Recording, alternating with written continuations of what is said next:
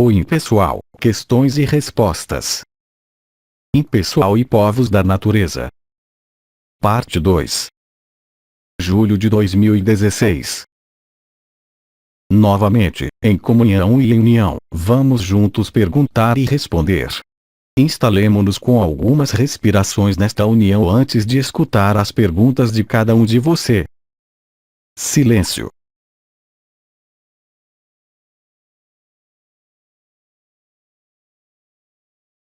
Escutemos a pergunta. Pergunta: alguma estrela ou algum ancião era Draco ou tinha uma origem reptiliana? E quanto a Maria? Assim como lhes foi explicado, a origem estelar pode ser de muitas partes. Tendo em vista as circunstâncias da falsificação desta Terra, existem, evidentemente, algumas origens chamadas reptilianas. Algumas delas nunca foram falsificadas, outras faziam parte da falsificação. Não existe melhor redenção que a capacidade de modificar e de restabelecer a verdade, através de sua origem reptiliana ou Draco. Portanto, assim que uma das estrelas e um dos anciões, e lembro a vocês que todos foram encarnados nesta Terra, alguns deles evidentemente têm uma origem reptiliana. Em nenhum caso a origem reptiliana aponta algum erro. Simplesmente, para estes irmãos humanos e estas irmãs que se encarnaram, e algumas estrelas ou alguns anciães, para alguns deles, efetivamente, há uma origem reptiliana. Não impede em nada a capacidade de liberação, de realização ou de abertura do coração. Os Dracos ou os reptilianos, eu lembro, ficaram de certo modo, presos no seio de uma dimensão intermediária, que não permite, a priori, a manifestação da consciência, mas desse espaço chamado quarta dimensão, há uma possibilidade de interação e de falsificação.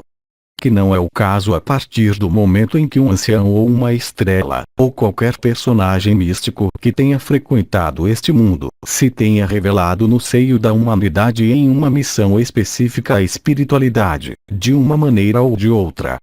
O que concerne a Maria, a origem de Maria, estelar, os é conhecida. Se trata de Sírios. Não há dentro de Maria, nenhuma origem reptiliana nem nenhuma linhagem reptiliana. Houve pelo contrário, dentro do que foi nomeado a história desta terra e de seu confinamento, uma mistura genética entre as linhagens de Sírios e as linhagens da Ursa Maior. Isso os remete à história, ao passado muito longínquo da Terra que não é para vocês, hoje, de nenhuma utilidade para realizar o que são em realidade, que não depende de nenhuma origem, nem de nenhuma linhagem ao nível do espírito. A origem estelar dá uma coloração, mas nenhuma implica necessariamente uma noção de falsificação. Quando muito, podemos observar, no seio destas irmãs e irmãos humanos, estrelas ou anciães, alguns comportamentos no passado marcados bem mais, eu diria, pelo rigor, por alguma atitude em busca da perfeição, em relação com a personalidade ou a alma, mas em nenhum caso em relação com o espírito. O espírito está para além da origem ou das chamadas linhagens estelares. Não há, pois, nenhuma especificidade entre os anciães e as estrelas, ainda que alguns sejam portadores de uma origem estelar nomeada Draco. Silêncio.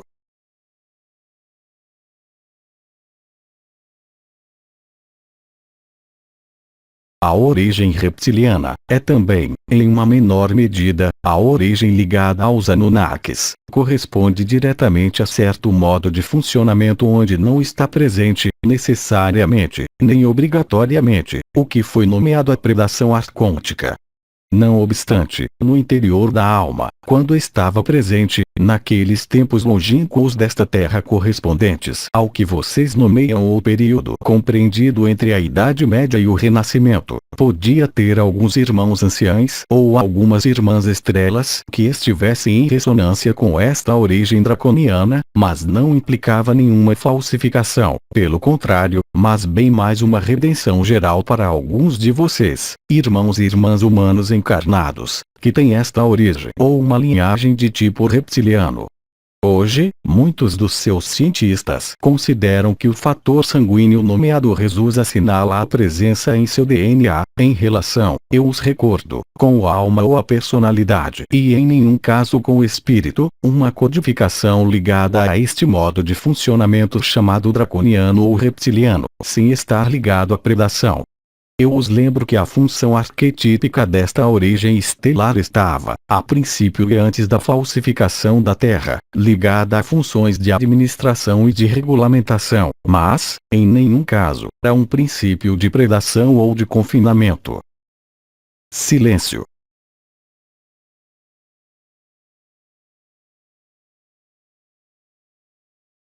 Escutemos a pergunta. Pergunta. Você pode definir o coração no que diz respeito ao espírito? O coração, que seja o órgão ou a função energética, está ligado, está relacionado, devo dizer, à alma e ao espírito. O coração é o primeiro receptáculo da alma e do espírito, nomeado, como talvez vocês o saibam, as portas AL e as portas unidade, em ressonância com o que foi chamado chakra da alma e o chakra do espírito. O coração é amor. Veicula, quando está presente, a vontade da alma. Quando a alma se dissolveu, o coração manifesta o espírito, nomeado também o espírito do sol e o coro dos anjos, ou se preferem o princípio que riste. Portanto, o coração é o receptáculo, é também o lugar onde se situa o coração do coração, chamado também o tetraquiexaedro, ou diamante de 24 facetas, representando qualquer consciência em manifestação, qualquer que seja a dimensão. O princípio de falsificação consistiu, ao nível do coração, em tirar ou despojar o coração das influências da alma voltada para o espírito, fazendo que a alma se voltasse para a matéria e a materialidade, afundando um pouco mais a cada ciclo, aos que caíram na armadilha da ilusão arcôntica, o separando cada vez mais, não só da alma, mas também do espírito. Há mais de uma geração nesta terra, a descida do Espírito Santo ou a radiação azul de Sirius permitiu reorientar a alma, em seus mecanismos de basculamento e de retorno, para receber, de certo modo, a efusão e a potência do Espírito. A alma tem, não obstante, a liberdade total de seguir seu caminho dentro da matéria, mas revivificada novamente pelo Espírito, há mais de uma geração, e sobretudo desde a realização dos casamentos celestes durante seu ano 2009. O coração é o receptáculo, também é o veículo multidimensional que confere uma forma precisa segundo a dimensão de manifestação de uma dada consciência. Então, o coração é um templo, é o lugar onde se realiza a alquimia da alma e do espírito no seio da chamada identidade ou pessoa. No entanto, pelo próprio fato do princípio de confinamento, houve separação do espírito no seio do coração. A reativação do espírito no seio do coração deu origem ao que foi nomeada a coroa radiante do coração, assim como ao coração ascensional, unindo a coroa radiante do coração e as duas coroas da cabeça, através da lemniscata sagrada, permitindo, quando o espírito é novamente conectado, e revivificando assim, a alma, desembocando na sua última inversão e na sua dissolução, dando a viver, neste momento, a liberação e o princípio crístico no seio da vibração ligada à consciência, nos confins da infinita presença. O regresso ao espírito requer, vocês o sabem, a consumação da alma pelo fogo do espírito, dando nascimento nesse momento, já não ao fogo vibral, mas ao fogo ígneo, assim como foi explicitado há um mês. Portanto, o coração é um ponto de emergência, um ponto de conexão e um ponto central de equilíbrio do amor, no seio de qualquer forma de manifestação, qualquer que seja a dimensão. Silêncio.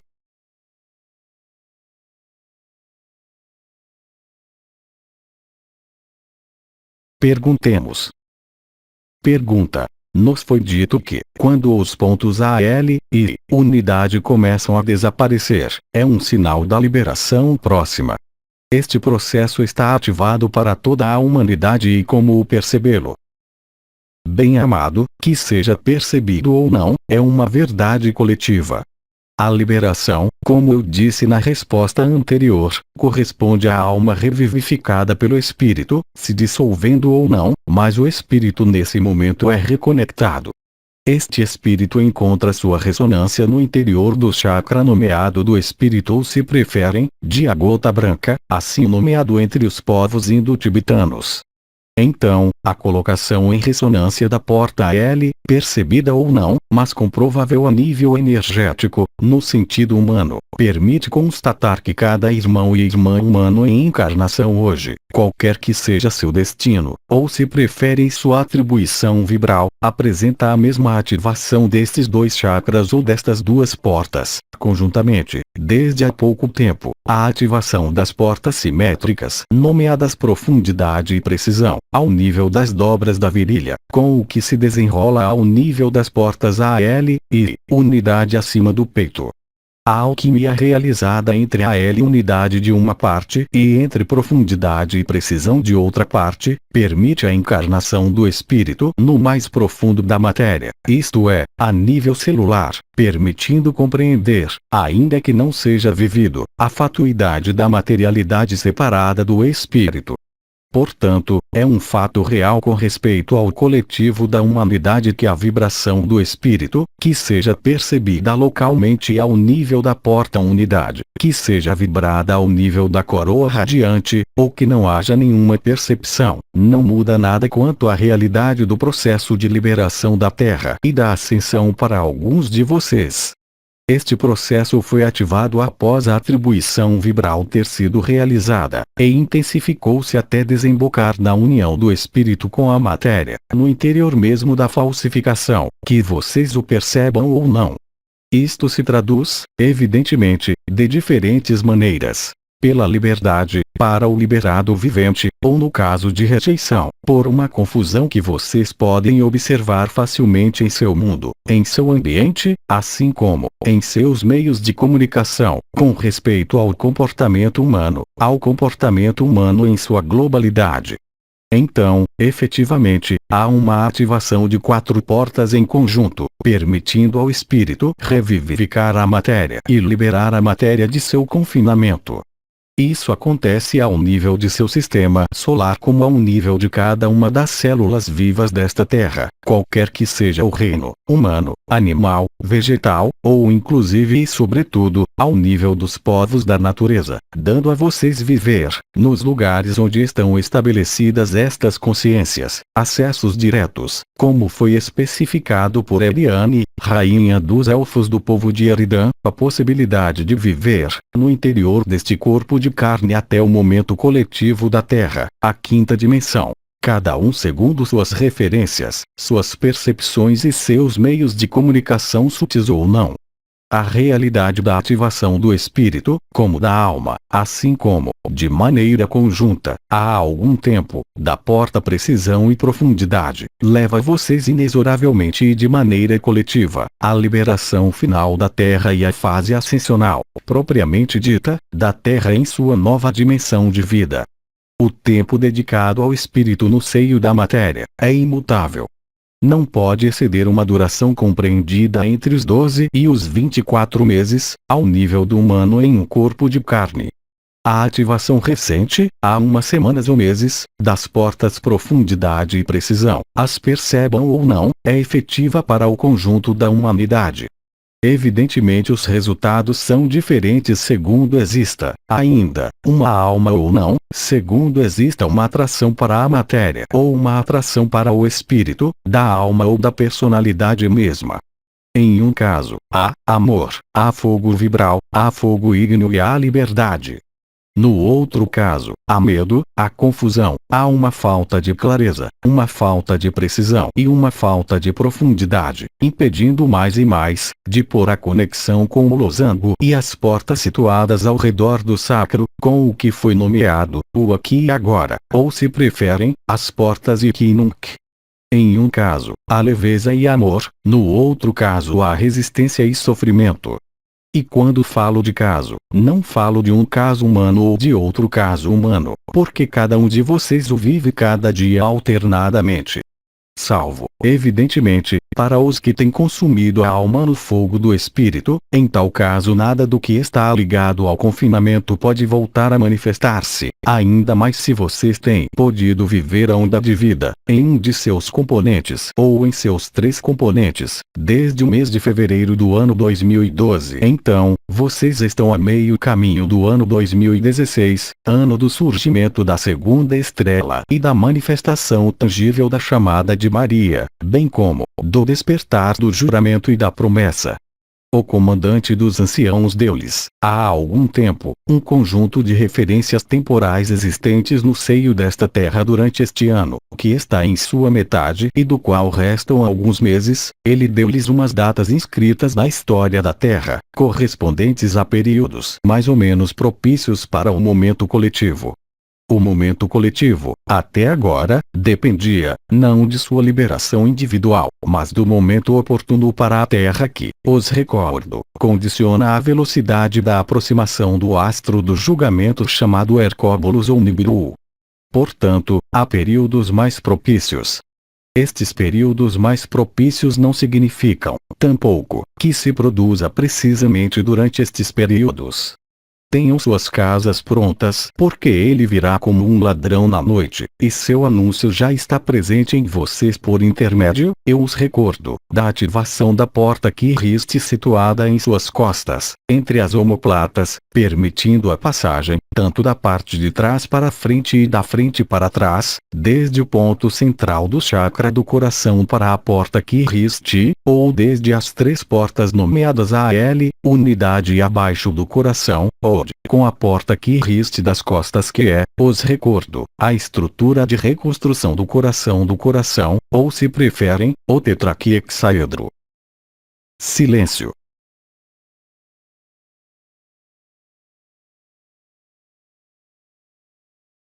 Perguntemos. Pergunta. Em junho, um interveniente disse: perdoa-se a você mesmo. Pode aprofundar? Bem-amado, o perdão a si mesmo corresponde à evacuação de qualquer forma de culpabilidade, de karma ou de ressentimento.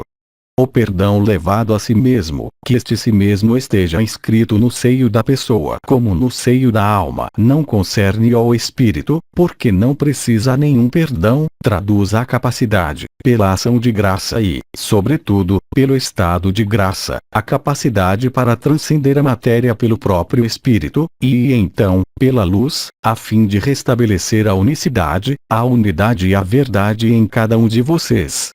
Então, perdoar-se a si mesmo não faz nenhuma referência a um determinado acontecimento ou específico, mas bem mais a uma atitude interior, permitindo liberar-se, efetivamente, da autopredação. Vocês estão inscritos, neste corpo, entre o momento nomeado nascimento e o momento nomeado morte. No seio da liberação e da ascensão da Terra não existirá nem nascimento nem morte, trata-se de uma ressurreição onde nenhum nascimento nem nenhuma morte podem corresponder ao que vocês têm vivido no seio deste mundo confinado. Assim, a cada abertura e a cada oitava produzindo-se na Terra, cujas etapas foram-lhes reveladas ao longo destes últimos 10 anos, e inclusive, por algumas vozes que começaram a falar antes, há já 30 anos, levando-os progressivamente, passo a passo e não brutalmente, como é o caso agora, a evoluir a fim de poder ancorar a luz. Não evoluir em espírito, que ele não evoluir jamais, mas evoluir no seio mesmo de sua pessoa para conduzi-los o mais próximo possível do coração. Assim é que se realiza a liberação de um sistema solar confinado, como já se realizou em cerca de 50 ocasiões, por todas as partes nos multiversos e nos universos confinados. Silêncio.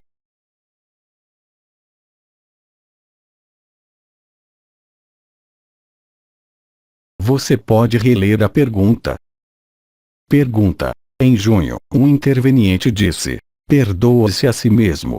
Pode aprofundar? Outro elemento. Contendo, cada um de vocês, o conjunto dos mundos. Se você mesmo se perdoa, você perdoa aos mundos. Não pode haver cura definitiva sem perdão. Este perdão não precisa ser especificado através de uma causalidade, é global.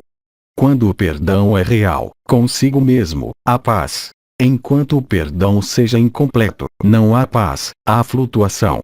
Portanto, perdoar-se a si mesmo permite pôr fim às linhas de autopredação ligadas ao que vocês nomeiam, no seio deste mundo, o reflexo de sobrevivência ou de preservação da espécie, que não tem nada que ver com o espírito, mas que facilita o acordar, de certo modo, do espírito em vocês. Geralmente, no seio da pessoa humana, o perdão está sempre ligado a uma circunstância, a um elemento, a um acontecimento. O perdão do qual se falou, durante um mês anterior, se refere ao aspecto que eu qualificaria de arquetípico do perdão, isto é, eu te dou a graça e te restituo a graça. Não há nenhum outro modo de se libertar. É claro que houve este outro modo que foi a emergência, para muitos de vocês, da primeira onda da onda de vida, tendo posto fim às linhas coletivas de predação inscritas nos 2 primeiros chakras. Hoje, paralelamente à ativação das portas profundidade e precisão, realiza-se a liberação da autopredação ou do reflexo de sobrevivência ou da preservação da espécie. O espírito vivificando a matéria, a sua, de seu corpo, não tem já medo por seu próprio desaparecimento, nem sequer pelo desaparecimento de qualquer matéria no seio deste mundo, e é o caso no momento do processo chamado planeta grelha final, onde nenhuma vida será possível na terceira dimensão. A Terra se converterá então em um esqueleto. A Terra de quinta dimensão, ela, já existe, é claro. A vida na Terra de terceira dimensão, ainda que liberada, será impossível. A vida será, então, intraterrestre, ou seja, sob a superfície, em contato direto com o núcleo cristalino que, os recordo, procede de Sirius. Assim, qualquer que seja o seu destino ou seu futuro, a partir do momento coletivo lhe será feito muito exatamente segundo sua vibração, segundo sua escolha e segundo sua consciência. O que quer que vocês digam, o que quer que vocês pensem, não pode haver nenhum erro no que já se desenrola, desde já há numerosos anos, mas, sobretudo neste período em que há para cada um de vocês, um momento temido, desejado ou esperado, que deve produzir-se. Que depende, já não somente da Terra, já que a Terra de nova dimensão já existe, já não somente do número de despertos na Terra ou de liberados na Terra, mas, diria eu, de um mecanismo de convergência de um conjunto de elementos, a priori disparatados, mas em relação com todos os mecanismos da consciência e do espírito no seio deste mundo. O espírito não conhece a mentira, o espírito não conhece o confinamento, o espírito não conhece a matéria, e, no entanto, vem para transmutar sua matéria e elevá-la para sua escolha de liberdade, qualquer que seja sua dimensão de atribuição. Silêncio.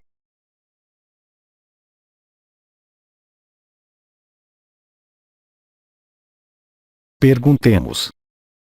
Pergunta. Nós recebemos os pilares da cabeça, atenção, intenção, ética e integridade, os do coração, infância, transparência, humildade, simplicidade, mas nada para o sacro. Pode aprofundar sobre os pilares do sacro com respeito à sexualidade e à parte baixa do corpo diabolizada pelas religiões? Bem-amado, da mesma maneira que em vocês têm existido 4 pilares ao nível da cruz cardeal da cabeça, da mesma maneira que existiram os 4 pilares do coração, existem, é claro, 4 pilares ao nível do sacro. Esses nomes, estes pilares, levam diretamente os nomes das portas laterais do sacro e anteriores, ao nível das dobras da virilha. Eu nomeei-os em múltiplas ocasiões. As 2 mais importantes sendo precisão e profundidade, não da pessoa, mas a precisão e a profundidade do espírito ou da alma, a capacidade para estar em clareza, a capacidade para ver, para perceber, não com os olhos, mas com a percepção energética como com o coração, que seja a visão etérica, e não a astral, ou a visão do coração. A clareza e a profundidade permitem amplificar a descida do espírito e realizar a alquimia do espírito no seio da matéria, pondo fim a toda a matéria. O espírito, empregando uma terminologia humana, é uma vibração muito alta, que não pode acomodar-se de maneira alguma com a vibração dos mundos carbonados confinados. A descida do Espírito, não somente do Espírito Santo, mas do Espírito do Sol, realizada após os casamentos celestes e após a subida da onda de vida, permitiu, como eu disse, transmutar sua própria matéria. A maioria de vocês, mesmo que ainda existam linhas de autopredação, como já foi falado, assim que uma das coroas esteja ativada, inclusive sem a onda de vida, no momento coletivo da Terra comprovarão por vocês mesmos que não existe nenhum apego a esta identidade ou a este corpo no qual vocês estão. Estarão totalmente desidentificados deste corpo. Não obstante, para os que não o vivem, que sejam as coroas e a onda de vida, ou que não tenham vivido nada até agora, e assim como foi dito, estando, no entanto, no coração por seu comportamento no seio de sua pessoa, se encontrarão confrontados simplesmente, como os outros nesse momento, a uma reticência, mais ou menos, grande com respeito à própria dissolução da pessoa. A liberação, nada mais é, que viver o fato de não mais ser dependente deste corpo, ainda que estando submetido a ele pelas leis da encarnação, como de suas próprias emoções ou de sua própria mente. A clareza e a profundidade dão-lhes uma capacidade geral e global para verem-se realmente e concretamente, para além de qualquer projeção ou de qualquer imagem falsa de si mesmos, os permite ver a verdade. Esta verdade, assim que os 4 pilares da pequena pelvis estejam ativos, os indica uma capacidade para ser liberado sem ser arrastado para alguma dor ou algum medo da morte, seja qual for.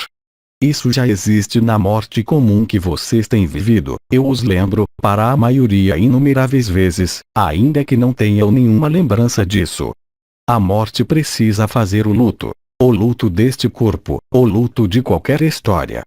O liberado vivente já realizou todos esses os lutos.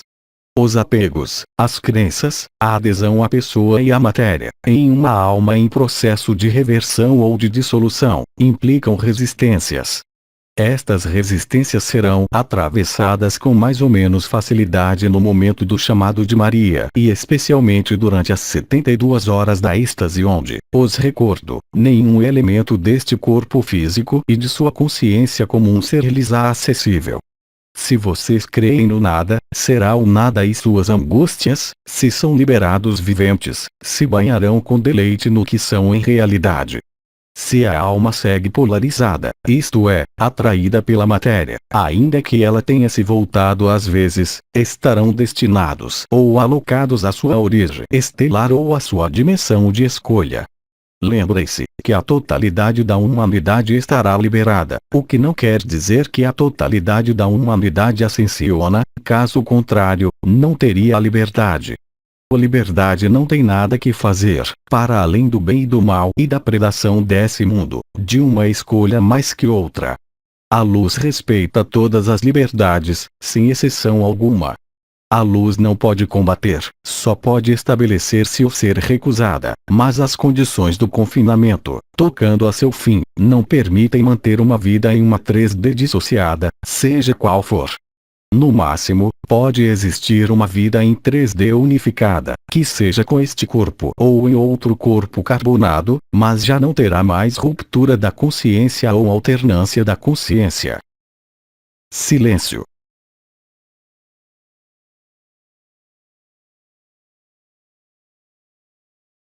Perguntemos. Pergunta. Muitos de nós vivemos oscilando entre o efêmero que perdeu seu atrativo, com o qual já não é possível projetar-se e trabalhar, e a eternidade que ainda não se revelou totalmente. Este ponto intermediário é, às vezes, apenas suportável e não para de prolongar-se. Como viver esta transição? Bem-amado, proponho a você agradecer esta vivência, esta espécie de tensão ou incômodo que, o recordo, tem como única função mostrar o que é efêmero e o que é eterno. É graças a esta oscilação ou este desequilíbrio aparente de perda de atrativo para o efêmero, ou de desinteresse para o efêmero com respeito à eternidade ainda não realizada, ainda que seja um liberado vivente, ao nível do coletivo. Seu corpo é tributário, antes de tudo, da terra e de seu confinamento por sua constituição. Que seja um liberado ou não, não muda nada. De fato, se está liberado terá cada vez mais problemas em fazer malabarismos, se posso dizê-lo assim, entre seu efêmero e sua eternidade. Mas é graças a estas tensões, se posso dizê-lo assim, que não são resistências, que sua consciência se torna, de certo modo, cada vez mais precisa e cada vez mais profunda. Chegado o momento, não haverá nenhuma possibilidade de aferrar-se a qualquer efêmero que seja, porque justamente, você tem visto o funcionamento do efêmero, com suas regras, e você tem entrevisto, ou vivido, o funcionamento da eternidade. Estes elementos em oscilação ou, como dizia o comandante, há muitos anos, em outra oitava, de ter as nádegas entre duas cadeiras, o recordo que não há mais cadeiras. De modo que, você não pode sentar-se em nenhuma das duas, mas, simplesmente, dizer sim à sua liberação. Claro que pode existir, no seio do efêmero que se desvanece, um sentimento, às vezes, de exasperação ou de prorrogação, ou inclusive de ira, com respeito ao que vocês têm vivido e experimentado realmente, e a experiência do confinamento que toca a seu fim, mas que no entanto, está ainda presente. Isto também está destinado a servir aos irmãos e irmãs humanos que não têm tido acesso a estas experiências, permitindo, como vocês sabem, ancorar cada vez mais a luz e de permitir-lhes entrar em emergência, não somente nos vórtices interdimensionais dos povos da natureza, mas cada vez mais facilmente nas relações, nas comunicações entre vocês, os humanos, ou entre vocês os humanos e os povos da natureza, por exemplo. Assim, é necessário, de certa forma, ter paciência, sabendo que quanto mais haja exasperação de não estar sentado definitivamente e não estar assentado definitivamente em um lugar, só reforça sua aptidão à eternidade, mesmo que tenham a impressão, como dizia o comandante, do que nomeiam de tourniquet e tournicota. Com repetidos movimentos assim, o próprio movimento se gasta por si só e provoca, como eu disse, mais clareza, mais precisão e mais profundidade. Vocês estão, portanto, para a maioria, fazendo malabarismos entre o que vivem em eternidade durante seus desaparecimentos, durante seus alinhamentos, durante suas meditações e o que há para resolver no seio do efêmero. Assinar o que nomeiam um cheque pode se tornar exasperante, responder às obrigações efêmeras, que sejam em sociedade, ou simplesmente assuntos legais, do fisco ou simplesmente relacionais, se torna efetivamente cada vez mais difícil. E até diria que é melhor assim, porque, chegado o momento, não terá nenhuma vacilação para muitos de vocês nesta terra. Portanto, se constatam por vocês mesmos, uma diferença cada vez mais flagrante entre seu passado, inclusive próximo, entre 5 e 10 anos, e o que vivem interiormente, vocês observam que o que os agradava ou o que ativava desejos em vocês, simplesmente já não existe. É também um convite para irem ainda mais para a profundidade e para nutrirem-se do que vocês são na verdade. Então, cada coisa está, aí também, exatamente em seu lugar. Vocês constatam também, de maneira muito fácil, que quanto mais vocês mergulham em seu desaparecimento ou em sua eternidade, inclusive sem trazer nenhuma memória ou experiência clara hoje, vocês constatam que vai diminuir ainda mais sua atração para o efêmero, na relação, na comunicação ou no intercâmbio que seja. Efetivamente, há que fazer malabarismos enquanto a sobreposição do eterno e do efêmero não se tenha realizado totalmente. Portanto, não há nenhum método, porque não se trata de subir em vibração, não se trata, tampouco, ainda que o chamado da luz pode tornar-se às vezes urgente, de desaparecer em totalidade, mas bem mais, de manter sua presença dentro do aqui e agora, inclusive sem atração, sem desejo, sem prazer, de apoiar em sua eternidade na tarefa ou na função que vocês tenham que realizar no seio do efêmero. Mas é incontestável que uma espécie de hartazgo, estar fato, pode instalar-se efetivamente de maneira cada vez mais evidente. Mas, isto também é um chamado de atenção da luz, por sua inteligência, para irem sempre cada vez mais para a precisão e para a profundidade. Lembre-se, também, que qualquer que seja o hartazgo, estar farto, ou a exasperação, existem elementos a privilegiar. Estes elementos a privilegiar são a natureza, que sejam os povos da natureza, que sejam os vegetais, que seja a jardinagem, que seja a expressão artística, nutre vocês, já não no seio do efêmero, mas em sua eternidade. A música, por exemplo, qualquer criação artística, já não é uma satisfação do ego, mas uma satisfação do espírito e permite a vocês ter paciência, ter leveza. Mas é evidente que tudo o que participa, no seio da estrutura social, ao confinamento, ao medo, à necessidade de um seguro de vida, de seguros sociais, de uma previsão financeira, fiscal e outras, torna-se, efetivamente, cada vez mais descabido, com relação à sua eternidade. Mas, é perfeito assim, porque vocês descobrem a futilidade do que tinham mantido, talvez, durante os 40 ou 50 anos prévios à sua abertura. Isso reforça-os em sua eternidade, ainda que se torne cada vez mais fatigante no seio do efêmero. Eu não diria que isso é proposital, porque o momento da liberação coletiva não depende nem de vocês, nem da terra, nem dos anciães, nem das estrelas, nem dos arcanjos, mas das milhares circunstâncias intrincadas agora.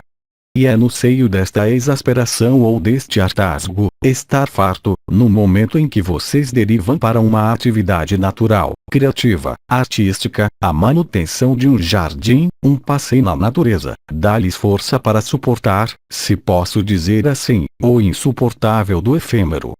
Porque é realmente insuportável para o espírito ser tributário de um corpo, de um nascimento, de uma morte, das obrigações sociais, familiares e outras. E, até diria, é melhor assim. Não como um castigo, mas bem mais como um elemento que se somaria, diria eu, à sua liberação que é validada agora, ou que seja no momento da chamada de Maria.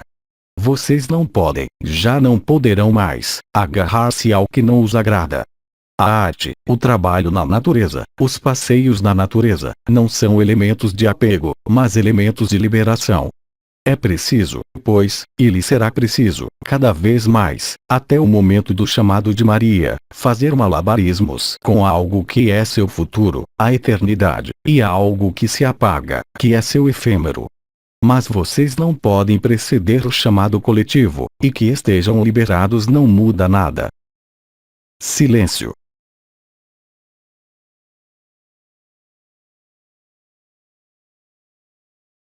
Perguntemos.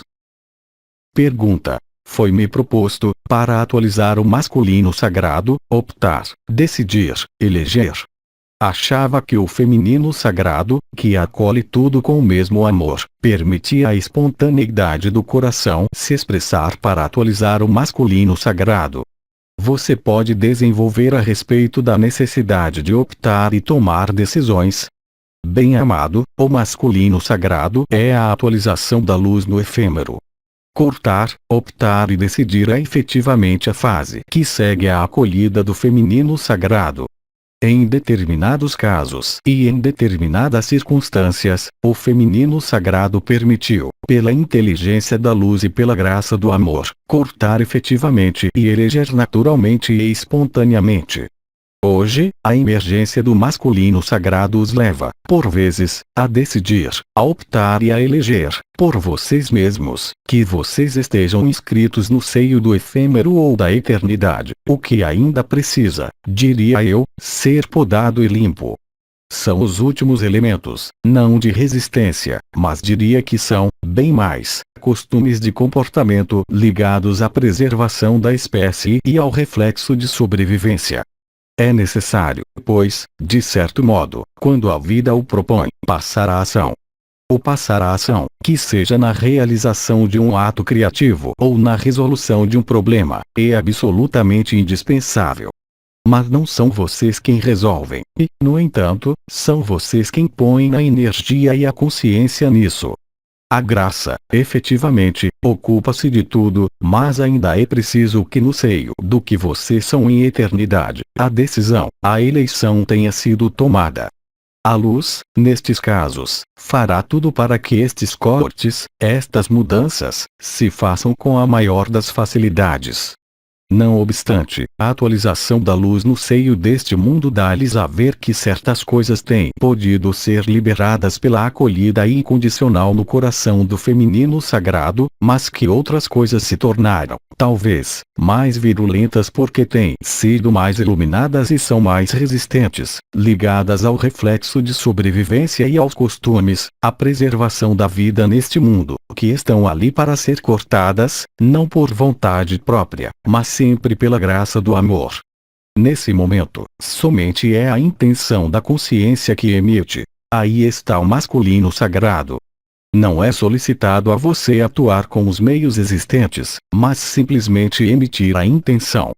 Tendo emitido a intenção, o ato se produz, de certo modo, por si só, sem vontade alguma.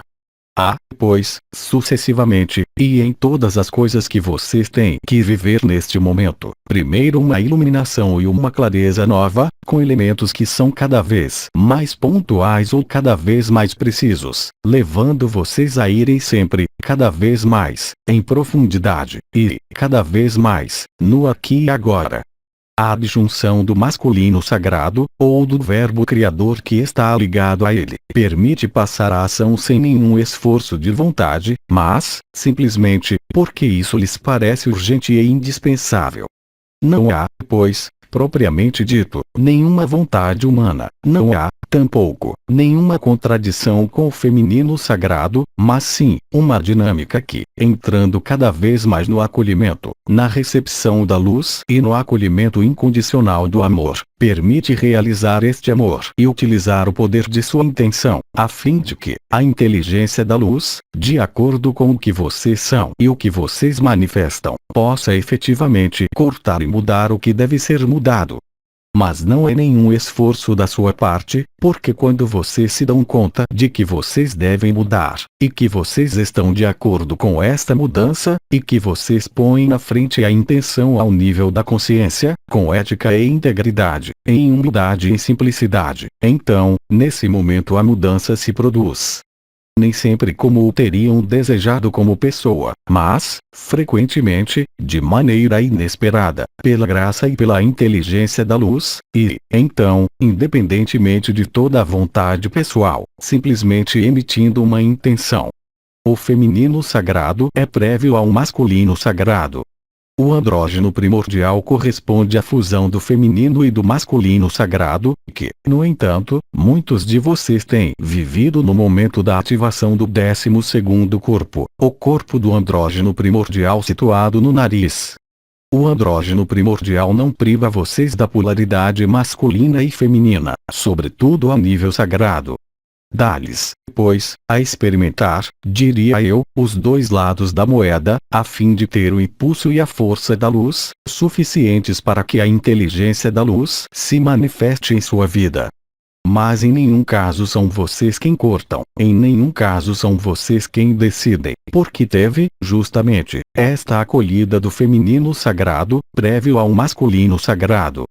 Assim como eu disse, durante um mês passado, todas estas etapas suplementares desde o ano 2012 permitiram a vocês conscientizar, de maneira cada vez mais clara, tanto as origens estelares, como as linhagens que os acompanham, como a visão do que se desenrola em vocês, como em suas vidas, quaisquer que sejam.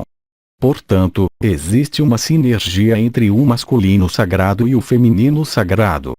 Para alguns, a simples acolhida do feminino sagrado permitiu liberar o que devia ser liberado, para outros, como vocês têm podido comprovar, não foi suficiente. O andrógeno primordial não põe fim ao masculino sagrado e ao feminino sagrado, ele os funde, ele os põe em sinergia e em sincronicidade. Por ter podido acolher o feminino sagrado e poder agora manifestar o masculino sagrado, os permite perceber, aí também, a diferença entre o que é efêmero e eterno. Silêncio.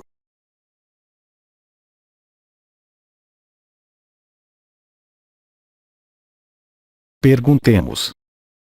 Pergunta. Uma irmã tem vivido o encontro com os arcontes. Fez a saudação de Orion, mas não se foram. A saudação de Orion não funciona. Bem-amado, é necessário diferenciar a saudação de Orion entre um encontro extraterrestre com uma manifestação de um arconte que, o recordo, se encontra na quarta dimensão, e que não pode se manifestar a vocês sem que vocês mesmos, no seio de sua pessoa ou de sua alma, sejam portadores desta linhagem ou atuem segundo as chamadas linhas de predação. Não é nem a saudação de Orion para estes arcontes sutis, nem as orações, nem o rosário, nem nenhuma oração, que porá fim à presença de um arconte. O arconte presente a este plano nomeado astral inferior intermediário ou mental inferior, só reflete suas próprias insuficiências. Achar que um gesto vai permitir espantar estes arcontes demonstra uma incompreensão. A saudação de Orion está destinada aos povos extraterrestres. Falo, pois, aqui dos arcontes que não estão estabilizados no seio da quarta dimensão, mas dos arcontes de carne e osso, como vocês, que intervirão nas naves dos Dracos para diferentes funções, é claro, e que não está em relação com seu espírito nem com sua alma, mas com o futuro deste corpo. Portanto, com este tipo de encontro, se este encontro se produz, só manifesta a ambivalência, a dualidade, ou as resistências presentes à eternidade no seio desta pessoa, ainda que esta não tenha nenhuma linhagem ou nenhuma origem reptiliana. Existem fenômenos de atração e de ressonância ligados às fissuras presentes na própria pessoa, no comportamento, na alma, que permitem a estes arcontes poder vir e ver o que se desenrola e instalar-se. De fato, muitos de vocês, ao nível dos períodos prévios à atribuição vibral, em outros lugares e em outros tempos, durante o ano 2013 e 2014, têm estado confrontados de maneira, às vezes, muito virulenta a estas intrusões arcônticas. Jamais a saudação de Orion pôde espantá-los. Só corresponde a uma fissura presente na origem do ser que tem podido permitir esta manifestação, por sua própria ambivalência ou sua própria dualidade, ou se preferem, sem nenhum julgamento de valor, corresponde a uma atração para a materialidade, e então, para tudo relacionado com o materialismo, e que está ainda presente.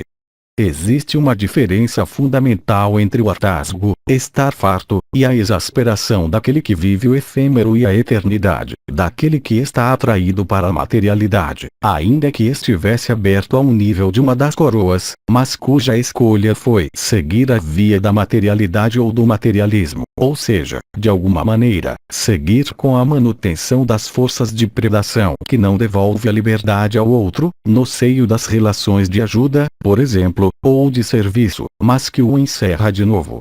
Nenhuma saudação, nenhuma oração pode espantar estes arcontes, só o regresso ao centro e o regresso ao coração, ou pode. Uma vez mais, não se trata de arcontes em naves, mas de arcontes vivendo nos planos intermediários, e cuja especialidade é, evidentemente, introduzir-se pelas fissuras ligadas à ação-reação, à dualidade e a um materialismo, que os leva a viver isso. Silêncio.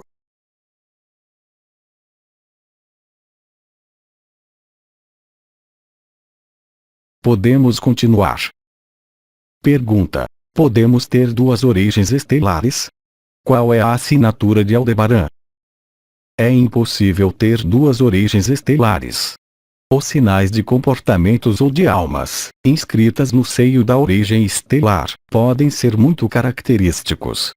Foram-lhes fornecidos alguns exemplos. A origem reptiliana assinala uma inclinação para a organização e a ordem. A origem vegaliana assinala um comportamento ou uma alma voltada para a pedagogia e o ensino. Uma origem arcturiana assinala uma necessidade de explicações e de ciências. Existem evidentemente muitíssimas origens estelares. Quanto a Aldebaran, assemelha-se, de certa maneira, ao comportamento arcturiano, com um toque que eu qualificaria de fantasia, ou inclusive de criatividade, que não é o caso dos arcturianos. Silêncio.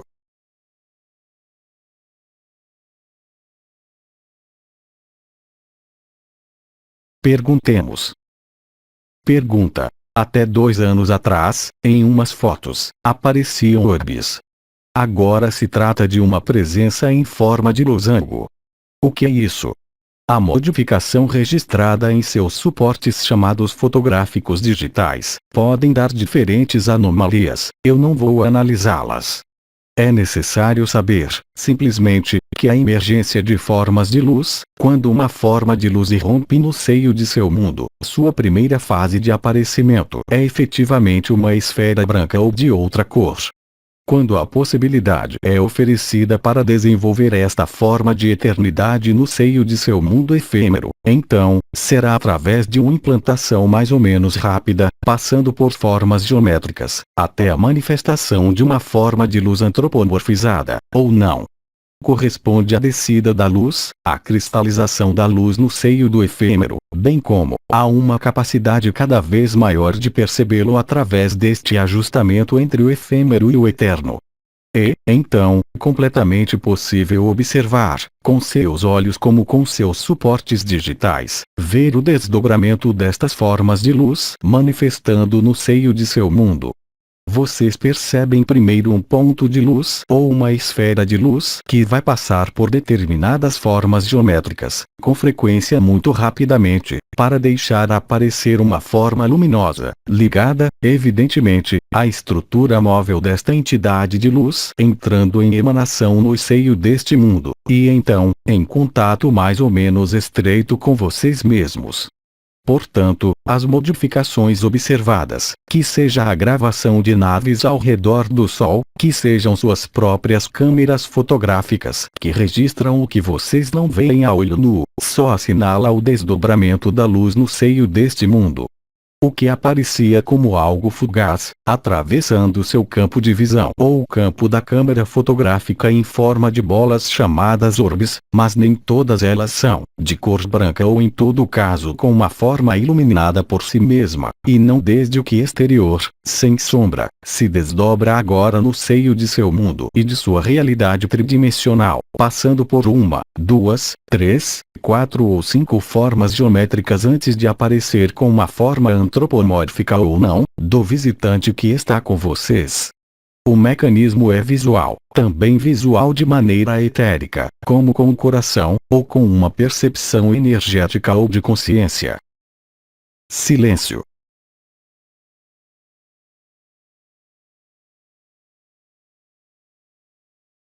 Perguntemos. Pergunta. Círculos nas plantações aparecem por toda parte. Trata-se, hoje, de séries dos mundos livres ou de séries das forças opostas à luz? Bem-amado, existem só 2 origens possíveis para os círculos aparecendo nos círculos de plantações. Ou bem se trata de um fato organizado pelas forças da Confederação Intergaláctica, e, essencialmente os arcturianos, e também algumas vezes os vegalianos, e os demais são simplesmente humanos.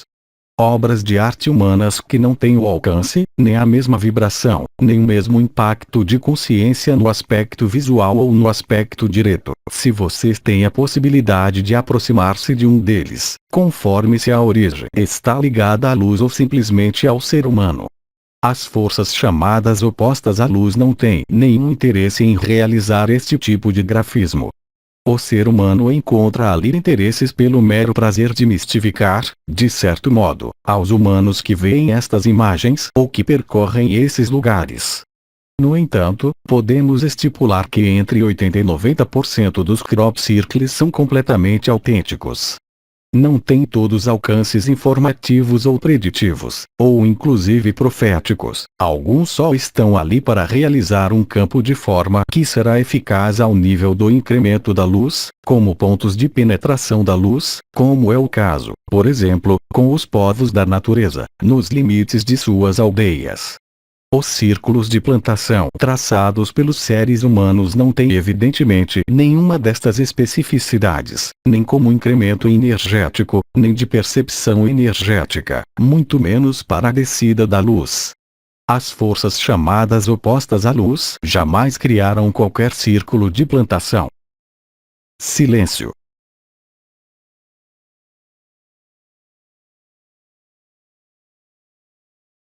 Perguntemos. Pergunta. Escutamos muito a expressão no coração do coração, mas pergunto-me o que é um coração do coração. Para mim, é uma referência, porém, se vamos perder totalmente os pontos de referência, por que usar este termo e querer estar no coração do coração? Não o somos sempre, ainda que o tenhamos esquecido. Para alguns se trata de uma etapa para se centrar, mas se há uma etapa, consideramos que há um caminho. Dou-me conta que certas palavras utilizadas ainda são meras referências. Verdadeiramente, precisamos de tudo isto. Não precisa nem estrelas, nem anciães, nem arcanjos, nem portas. No entanto, o que é nomeado coração do coração pode ser assimilado a uma referência espacial, mas é antes de tudo, uma referência temporária.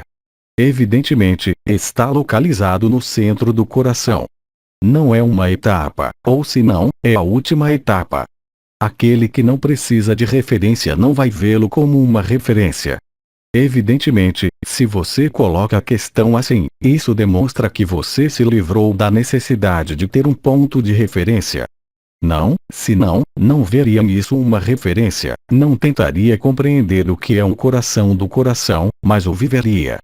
Vivendo o coração do coração, você sabe muito bem que é uma passagem desde o lado da pessoa, mas que estando no coração do coração e desembocando na consciência, se dá conta que esta porta ou este ponto de referência nunca existiu, mas que esta referência é necessária e útil, talvez, para os que o necessitam.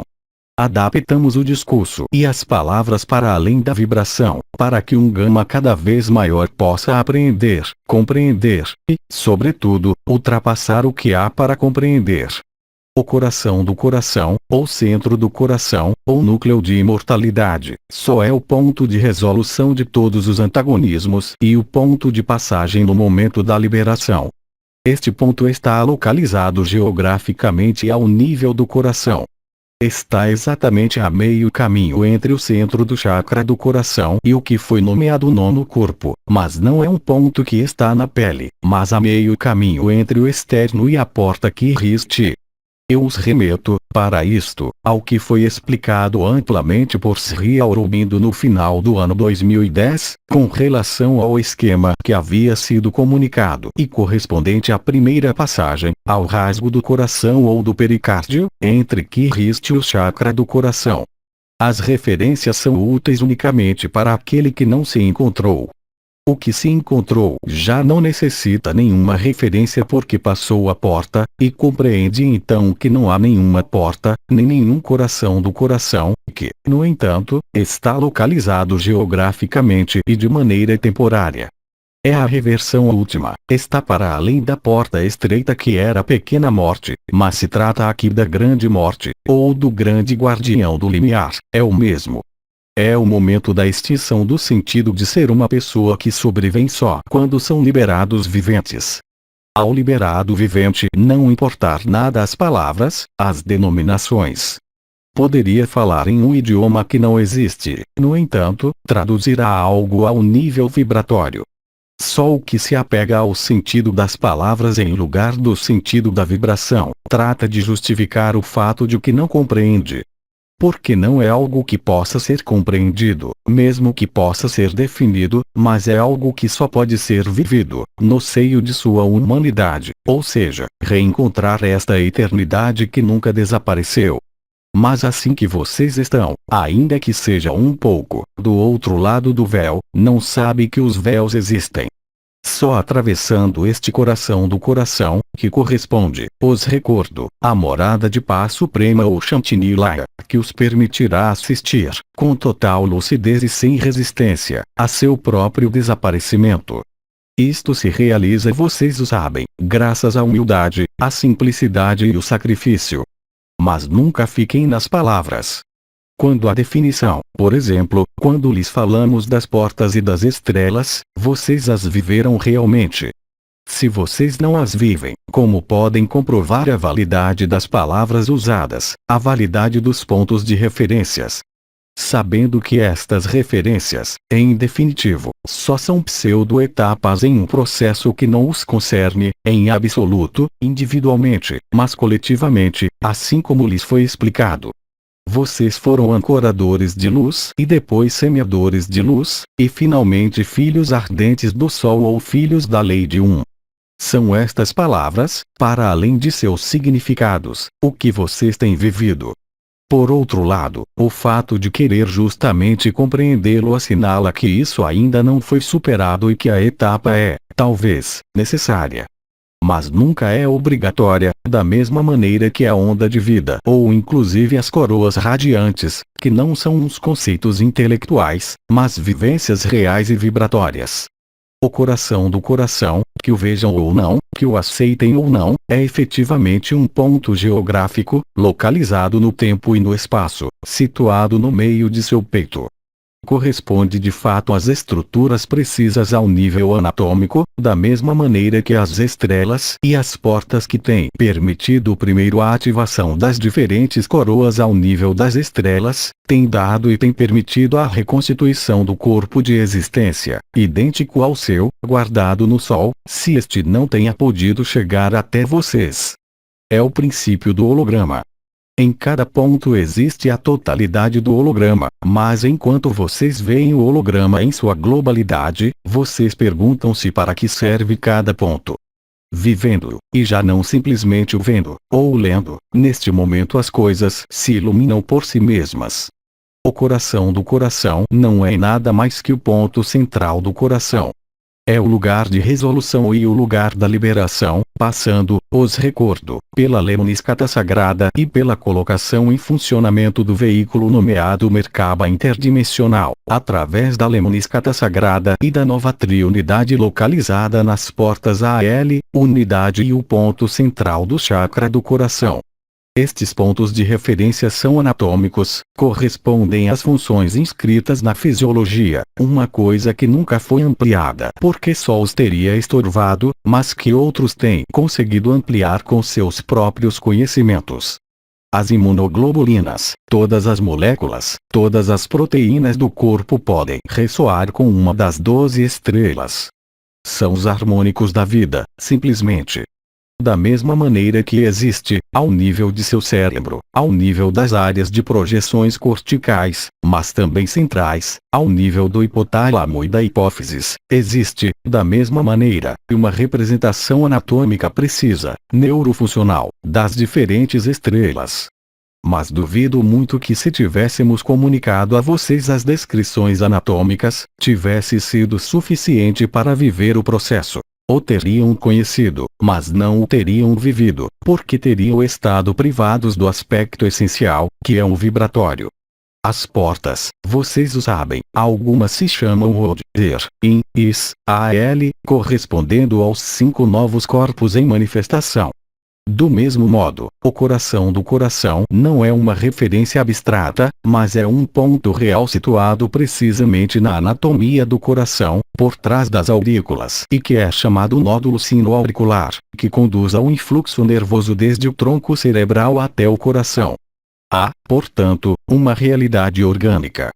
Do mesmo modo como quando falamos do chakra da alma e do chakra do espírito, também estão presentes no coração, ainda que sua ciência não os tenha identificado perfeitamente.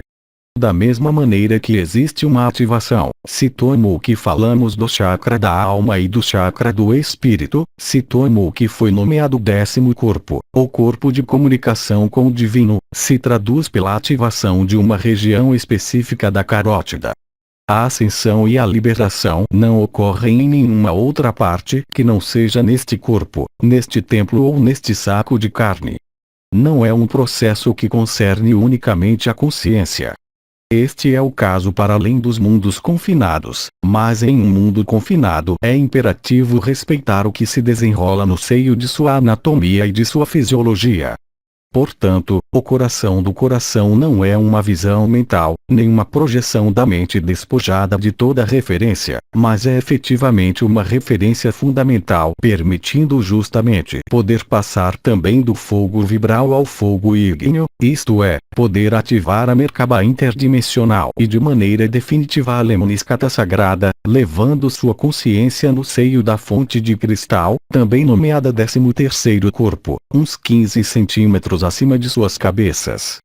Do mesmo modo, o coração de existência ou o corpo de existência é gerado por uma estrutura geométrica nomeada o tetraquiexaedro. Então, evidentemente, aquele que fica na análise mental vai poder ler perfeitamente e conhecer perfeitamente o que é este coração. Significa com isso que ele o vive. Estas referências são indispensáveis porque se apoiam na materialidade do corpo, para realizar a liberação e para alguns, a ascensão. Tudo que não é vivido e não é conhecido não serve estritamente de nada. É a experiência o que libera vocês, nunca o conhecimento. O conhecimento, e foi explicitado previamente nos casamentos celestes pelo arcanjo Jofiel, o conhecimento é ilusão. Qualquer forma de conhecimento aplicado à espiritualidade e não ao si, não ao energético, não à vida neste mundo, é uma perda de tempo. O importante é e seguirá sendo a encarnação da luz no seio da matéria, no seio deste corpo, e para isto lhes é necessário referências que possam ser reproduzidas, visíveis e vividas por vocês como pelos demais irmãos e irmãs que as vivem. E, de fato, a única certeza de que sua vivência é real e não está ligada a quimeras ou a projeções. O coração do coração é o ponto central do coração, com tudo o que acabo de explicar. É o momento em que qualquer forma se apaga, o momento em que se apaga qualquer luz, o momento em que se apaga qualquer pessoa e qualquer história, é o coração do coração, e faz vocês passarem da infinita presença ao absoluto. Mas quando são absolutos, compreendem que nunca teve nenhuma passagem, que isto já estava aí. Trata-se, efetivamente, de construções às quais levamos sua atenção e sua consciência, para os permitir realizar esta obra alquímica de liberação, para os que têm que vivê-las. Isso também tem representado certo número de elementos de prova e de veracidade com respeito ao que lhes foi transmitido, porque esses dados estão inscritos na matéria. Não são móveis e flutuantes no tempo, como o prazo final, em função do número de circunstâncias que foram comunicadas entre 2006 e 2016. Portanto, há uma utilidade, mas esta utilidade desaparece assim que vocês estejam liberados. No entanto, o reconhecimento e a vivência, por exemplo, do canal mariano, permite diferenciar de maneira muito nítida a aproximação de um ser de luz com relação à aproximação, por exemplo, de um arconte, assim como falamos em uma pergunta anterior. Silêncio.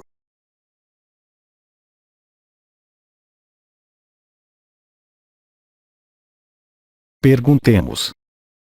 Pergunta. Que você pensa a respeito dos substitutos de comida em pó com vitaminas, proteínas, etc.? É passar, qualquer que seja a pureza destes alimentos, de uma alimentação viva a uma alimentação morta. Experimentem. Tentem absorver um tomate em pó, se existe, absorver um tomate industrial, absorver um tomate dito biológico, e absorvam um tomate que vocês mesmos tenham plantado. Não necessita ser adivinho ou sensível para sentir a diferença de gosto, de textura, e também a riqueza alimentar segundo os casos. O homem, os irmãos e as irmãs humanos, neste mundo carbonado, devem ser alimentados de matéria viva. Eu não disse de matéria animal, mas de matéria viva. O vivo significa não somente o que é biológico, mas o que é feito por nós mesmos.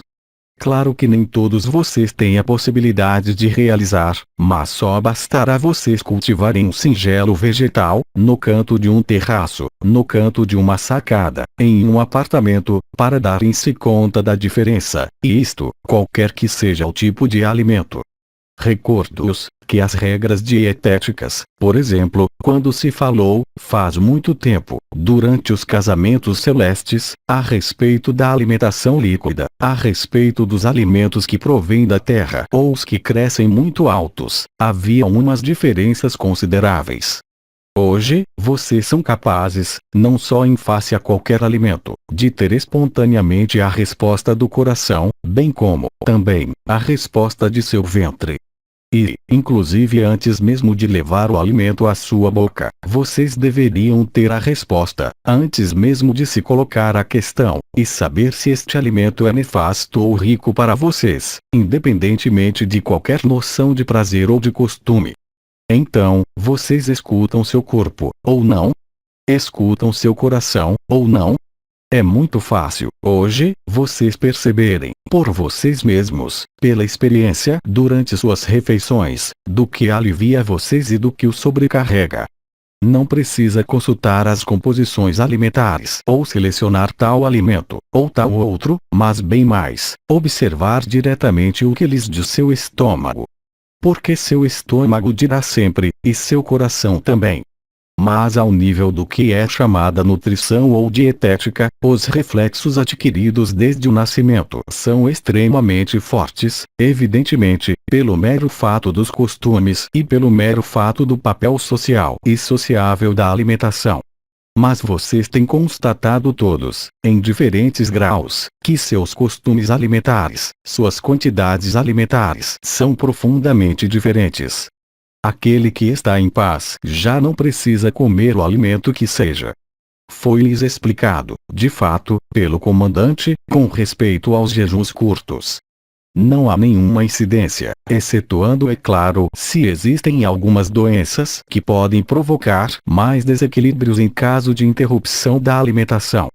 Vocês têm, também, a possibilidade de alimentarem-se de luz, ou de alimentarem-se de forças etéricas, mas enquanto vocês não o tenham feito, quer dizer que não interessa-lhes ou que, inclusive, não têm pensado nisso, porque o costume e o prazer de comer estão ainda presentes e permanecem para muitos, inclusive, se há asco ao ingerir umas poucas quantidades, é um dos únicos prazeres ainda tolerado por este corpo. Não esqueçam que não portam somente suas crenças e seus condicionamentos, ainda que sejam liberados viventes, e já não estão submetidos às suas próprias crenças e a seus próprios condicionamentos, estão submetidos aos costumes e às crenças coletivas, de modo mais ou menos extensivo, mais ou menos visível, mas não escapam disso. Da mesma forma que se disse, em dietética, que tinha que comer determinadas horas, com determinadas proporções para a comida da manhã, a do meio-dia ou a da tarde. Hoje, vocês constatam que os que o levam melhor, ao nível digestivo, são os que unicamente comem quando têm fome. Mas não uma fome por gula, mas quando o estômago chama o alimento, ou que o coração lhes diz que tem que comer, e não se faz, necessariamente, em horas fixas. As regras da sociedade têm feito com que, segundo os países, de fato, os costumes e os horários alimentares sejam muito diferentes. São só crenças coletivas que influem no comportamento individual, nada mais e nada menos, se situamos, evidentemente, o aspecto social da alimentação e o aspecto prazeroso. Silêncio.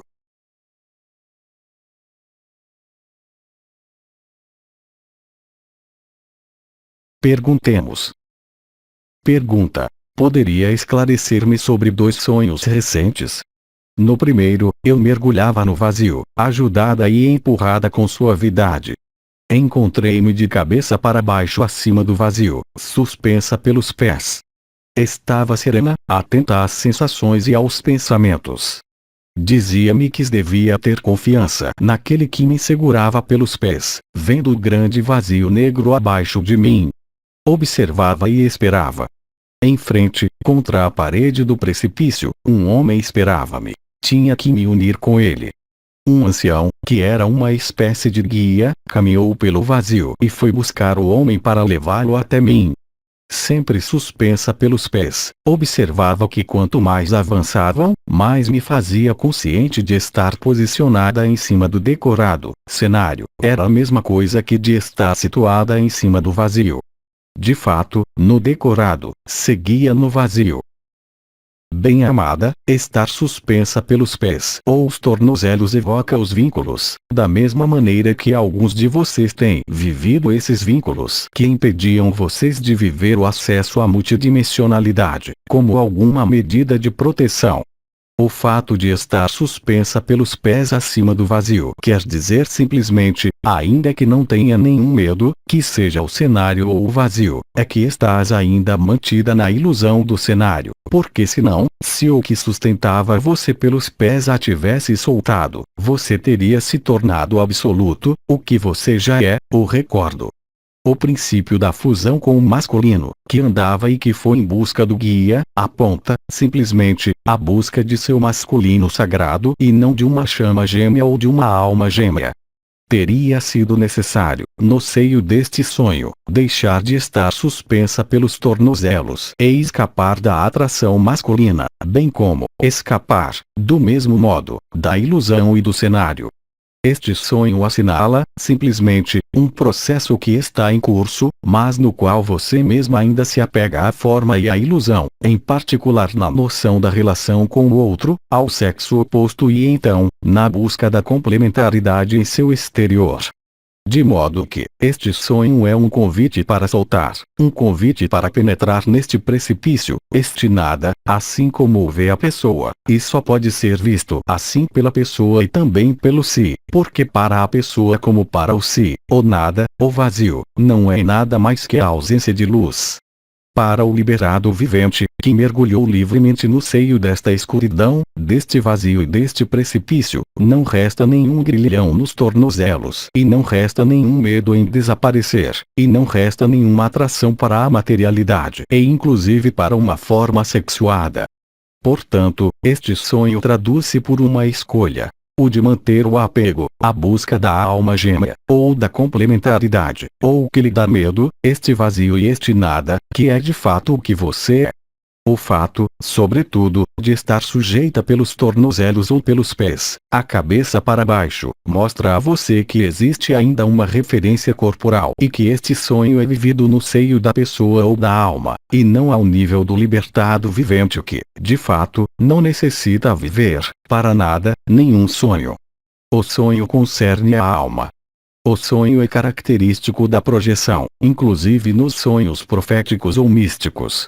O libertado vivente não precisa ser consciente do sonho, está estabelecido em Turiya, no supramental e na vacuidade.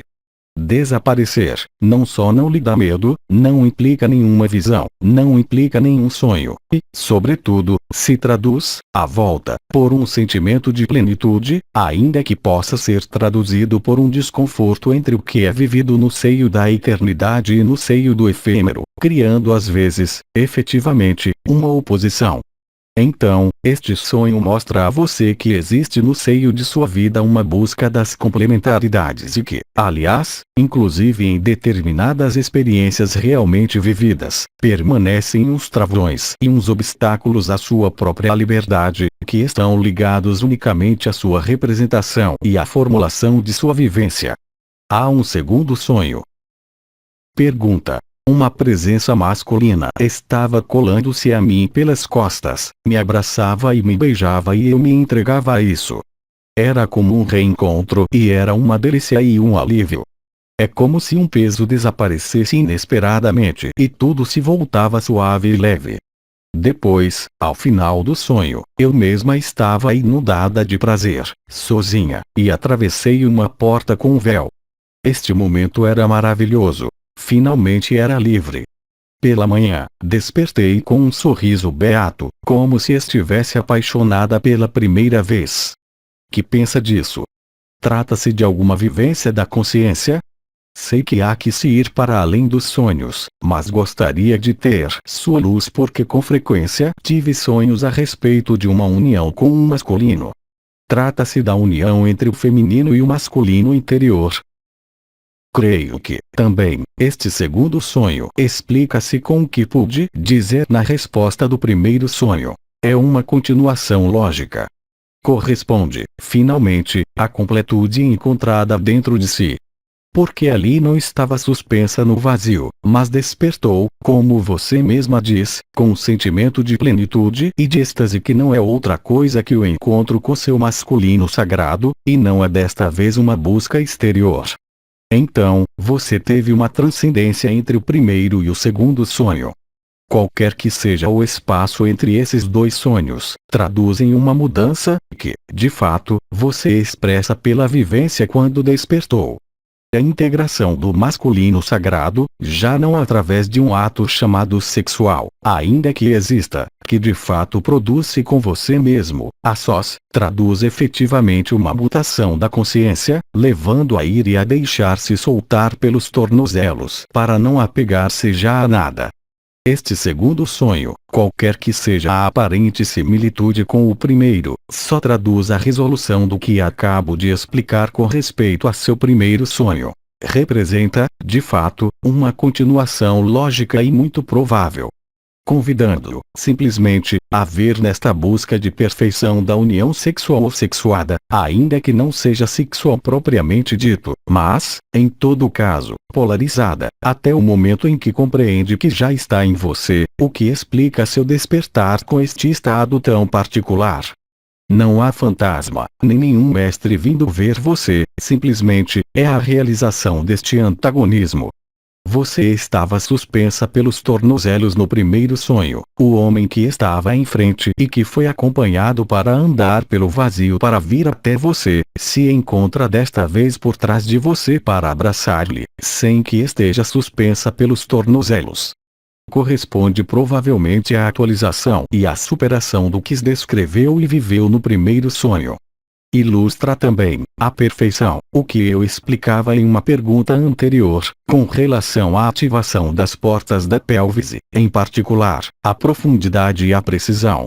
Qualquer que seja a tradução em sua vida, que seja um encontro efetivo com um humano masculino encarnado, que seja a resolução em você, ambos participam da mesma resolução e da mesma transcendência de uma espécie de dualidade ou de medo com respeito ao outro, mas, também, com respeito a você mesma, em seu componente masculino.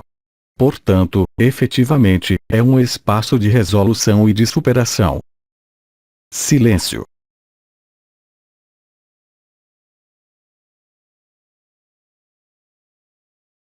Perguntemos. Não há mais perguntas. Então, bem-amado, em seu nome e em meu nome, como em nome de cada um e como em nome do conjunto da vida e da criação, saúdo você e o abençoo. Paz a você, paz em você, paz em cada um de nós. Continuaremos, certamente, já que me é dada a oportunidade, com suas questões e com suas perguntas. Digo a vocês até muito em breve.